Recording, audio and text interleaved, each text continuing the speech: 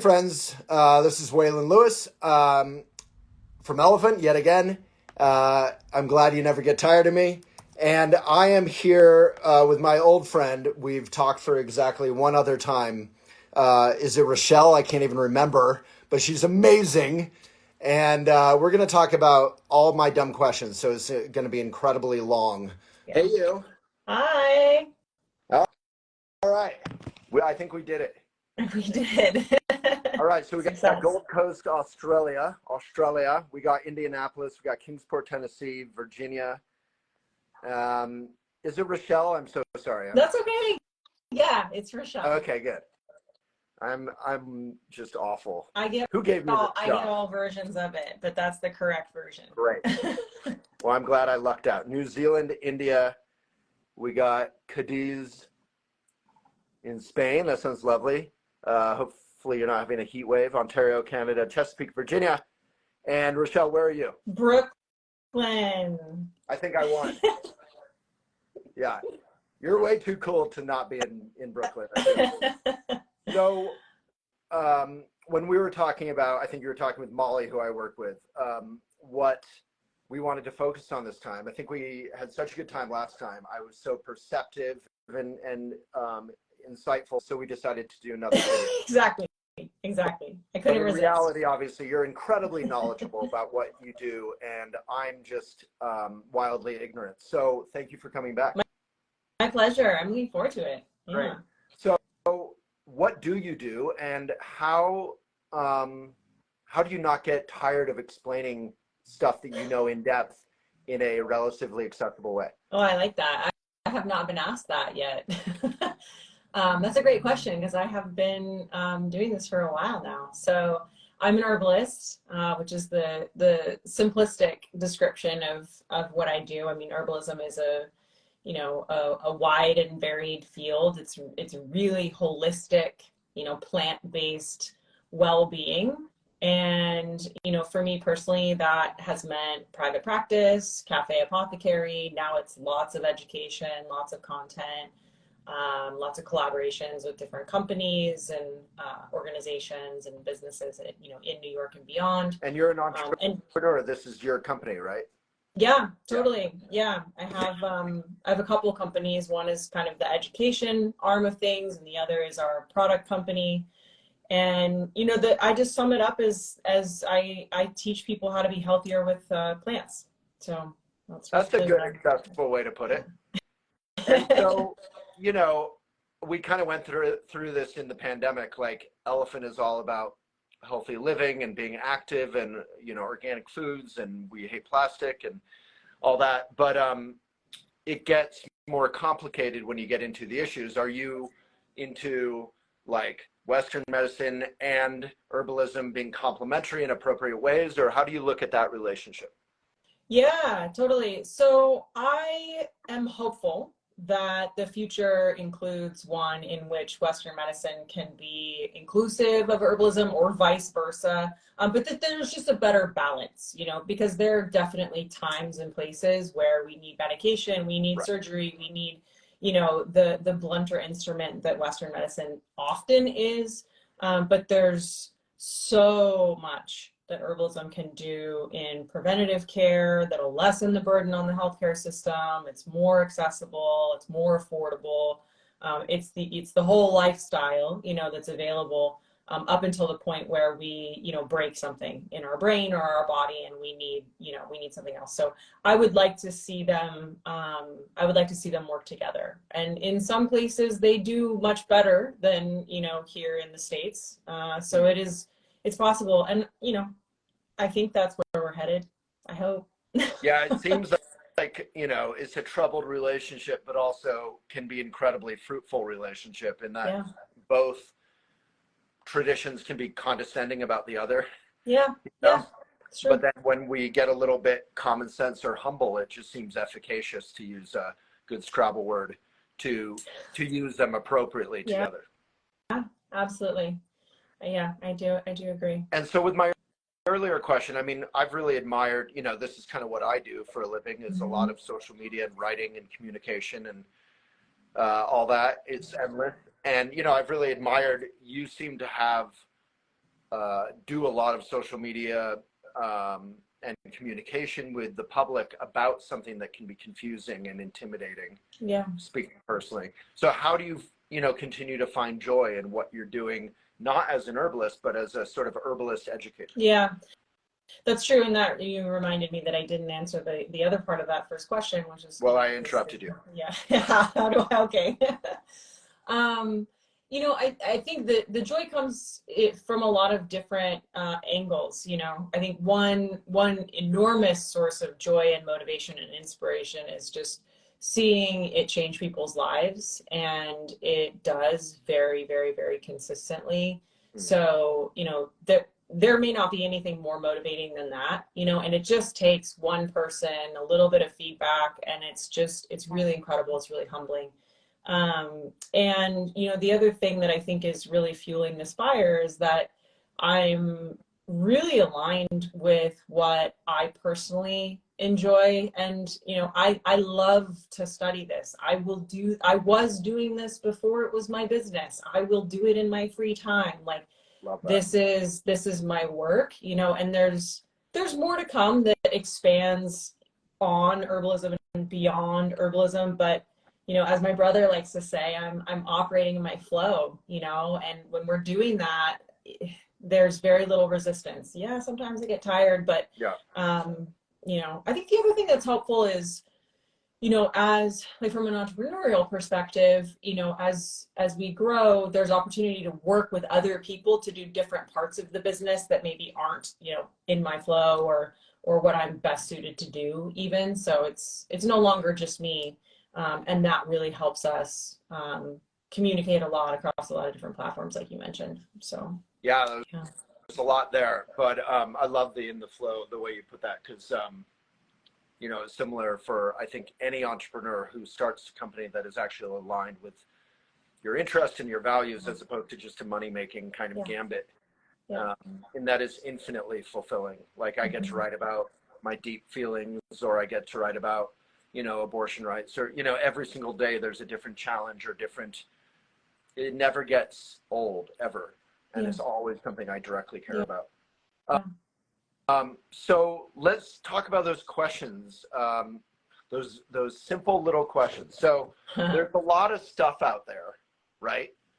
This is capitalism. The second anyone ever figures out anything can make $1, there's going to be 8,000 products and offerings. We've gone through at Elephant particularly, because we have sales team, we go through like the CBD gold rush, like every few years, it's like something else. And we try to vet and, only work with quality that is good for people. But your first question that you suggested was how to determine good quality products. So let's say, some idiot walks into a shop. I don't know where your stuff is sold, but like Sephora or something. How do I know what's quality and what's not? Yeah. It's a huge question, but it's a very popular and important one. And it's challenging, I think, as a consumer, depending on your level of understanding of this stuff. So the first thing that I like to recommend is to consider the criteria that you might apply to your food. Is organic absolutely essential to you? Is local essential to you? Is fair trade? Do you need to know the supply chain and the source? Like, what element of your food or another consumption habit that might be equivalent? What criteria do you apply there that can almost positively be applied to your herbal products? And then you can shop from a sort of value standpoint. And I like to offer that because it's not as helpful for me to say that every herbal product you buy has to be organic, because then it's sometimes not accessible, and accessibility is really important. You mean it's the price, obviously? Yes, exactly, the price. And but a point. So I'm working with an organization right now, and hopefully we'll be able to share some more information for shoppers in terms of how to evaluate herbal products, like little checklist sort of thing. It's going to be a better value You know, so it might be a cheaper product because it's not organic or it's not fair trade or something like that, but you're probably getting a lesser quality product too. So when you're able to buy into, you know, these important criteria, then you're most likely getting a better value. It's a better bang for your buck. So it really is worth that, you know, not just buying the cheapest thing because it's the cheapest thing, but again, you know, kind of do the best that you can with what you have access to. Here's a specific little nugget of a question Yeah. in line with that. So we did a bunch of articles, you know, talk about fads and health, about turmeric. And then, you know, this was a couple years ago, and then someone who knew what they were talking about, someone like you, said, you know, turmeric is one of these I don't know what it is, root things that absorbs toxins from the earth, like sunflowers and whatever. It actually can be used to remediate the soil. So it's incredibly vital that you're getting organic turmeric, or you're actually ingesting all this stuff that it's absorbed. Is that kind of thing true? And are there other cases of that? There are other cases of that. I mean, the first one that comes to mind is mushrooms. You know, it's really important what sort of soil or tree, in the case of some mushrooms, you know, they're grown on. So, but it's also true of most everything that we eat or drink. I mean, eat, you know, so to varying degrees, maybe it's like, you know, one is going to be especially effective at, you know, absorbing good or bad molecules from the soil. But it's true pretty much across the board, you know. So that kind of goes back to, like, if you can afford it, it's worth it, because otherwise, you know, you may be consuming things that are, you know, counteracting the benefits, or you know, offsetting it a bit. Yeah, on Elephant, we have a ton of articles. This isn't quite herbalism, but it's related, about, like, if you only have, you know, if you're limited in means, obviously there's the conversation about privilege, but if you're in limited in means, these are the vital things, in terms of food at least, to get organic, because often they have skin. So often, you know, those absorb the most toxins that, you know, so there is a way to be, like, discerning and choosy about it if your budget's limited. But point taken. So look at your values, and then look for that in the offerings, the products. And it may be helpful to mention, you know, I don't think I've shared this idea before, but it's kind of coming to mind. You know, if you're limited in means, you know, prioritize the like a higher quality, lesser, like, buy less, better quality, you know, buy less products, focus on the ones that really matter, get amazing turmeric, get really good, you know, mushrooms, and eat your greens, something like that, as opposed to buying the latest thing that says adaptogens on it. Because there's so many cases where you're like, oh, I'm going to do this latest thing that says adaptogens on it, some trend or fad, and you think you're being helpful to yourself, but you're actually ingesting kind of nasty stuff. That can happen. Definitely. Yeah. There's so much out there. So, you know, you're distributing, like, your company is distributing a product. It's not local per se. So how do you try to, like, I know your own ethics must be, like, super high for your own consumption or your own use. How do you then carry that into, like, a business where often compromise and shipping and all that shelf stability is, like, reality?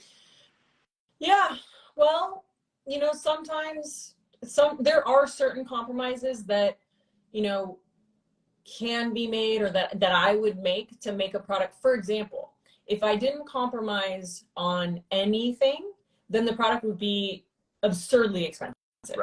Absurdly, like, just unrealistic. But there are certain things that, like, we won't compromise on. So sometimes it means dropping out an ingredient, and I might want 12 and I have to work with 8 or 4 or 6 or something, because having all of them at this great quality is not possible. You know, things like that. So there are boundaries that, you know, I think I'm not willing to cross. And it varies business to business, you know, and as you mentioned, I think the larger you get, I don't know. I don't want to say that though. You know, I was going to say the larger you get as a business, you know, maybe more compromises are made before scale and that sort of thing. But there are amazing companies that, you know, that don't compromise. So Yeah, I love that you said that, because it's sort of an excuse. I've worked with a ton of companies in the natural products industry, and some, very few, have a lot of integrity. yeah, And, you know, some of those are big. yeah, And then, you know, most are just kind of trying to succeed yeah, and market, basically. yeah. You know, and I find that a lot of the compromises that are made in the trendy product space are made unknowingly as well. The businesses that are selling the products don't realize, they don't know, you know, they don't realize that they're mismarketing adaptogens. They don't realize that they're, you know, Yeah. that it's not accurate. And then the ones with real integrity often have, you know, great herbalists at the helm, or a lot of years of a lot of, you know, decades of experience. Right. And care and do the work. It's harder, you know, and they've gotten there. So there's it's a whole spectrum. So including your own, I'm gonna hope and assume. And what are a few of your favorite companies that you think people should like go out and support? You know, the first one that comes to mind in terms of just such a history of beautiful herbal products is Herb Farm. Okay. They're wonderful. You know, it's been 40, maybe 50 years, and they grow a lot of their own herbs. It's, you know, liquid extracts. There's a lot of information on their website. Really, really well done. Gaia does a great job. I use a lot of Gaia products professionally. Yeah. Cool. I mean, those down right now. yeah. And then what's your company? Tell us about your company. Of course, my company. Yeah. So my product company is Herbals, HRBLS, and we do herbal gummies. We have 3 right now. They look like this. I'll show you. And we're about to launch some new ones, so that'll be fun. Nice. With these little herbal gummy packs, and yeah, they are cute. Thanks. Yeah, you have great. I love your style. Love it. Thanks. It's a very fun part of, I love doing I love the packaging process. We're designing new packaging right now for the next SKUs, and it's just so fun. That's where the fashion, you know, comes in for me. That just the creative direction of it, the visual. Yeah. Yeah. Yeah, I'm obsessed. I don't have your style, but I do have some, and I love environmental integrity. So like when I designed my book, working with the printer, when I designed, we're now doing a card set in the box just today. So seeing yours is cool. You know, making it gorgeous and elegant and fun and eco is just so fun. Yeah. So wonderful. And yeah, you were continuing, I think. Oh, I was just going to Favorite. say that, Okay. yeah, there's so many companies that I could mention, but I think, yeah, I think let's just leave it at those for now, probably. That sounds great. I mean, Awesome. Mountain Rose Herbs, like, you know, can't beat them. They're great. Okay. Yeah. Cool. I hope everyone is, I'm literally writing them down myself. I you know, I have no idea what I'm doing. We used to have this amazing pharmacy here in Boulder called Pharmakon. Yeah. And then they got bought, and then they got put out of business. So now we're dang. just kind of like, yeah, it's really sad. So now we're kind of like, we don't have guidance. Wow. Like literally, you probably know Brigitte Mars. You would walk into Pharmaca, and Brigitte Mars, this like famous herbalist, like practically like a modern witch of wisdom, you know, would just be in there giving you advice. So I feel like in Boulder, you've got to have options. I know. In Seattle. I know. It's nuts. Yeah, our community is definitely very sad about that. So we've talked a bit about what to look for when buying herbs, I guess, you know, to kind of your values, and clean, and getting less is more if you have to make choices around budget. Right. So common kitchen medicines, what do you keep on your kitchen shelves that maybe all of us should think about? Yeah. Well, I mean, one is, you know, you said it with turmeric. That's just that's an awesome, you know, often used as a spice, but just to have that in the kitchen is great. Ginger, always in stock. You can do fresh ginger, you can do dried ginger. I love to do fresh ginger. and then just make it into a concentrate, and you have, you know, shots whenever you want. Ginger shots. Ginger, I don't know what it is. My mom grew up, you know, cooking lots of stir fries with ginger. Ginger is like my happy place. It's my favorite. And when I'm sick, having ginger kind of tea with other stuff, heaven. Yeah, it's hard to overdo that one, you know, really, really great. Cinnamon, I think, is another awesome one. Cinnamon is great for digestion. Okay. Love it for that.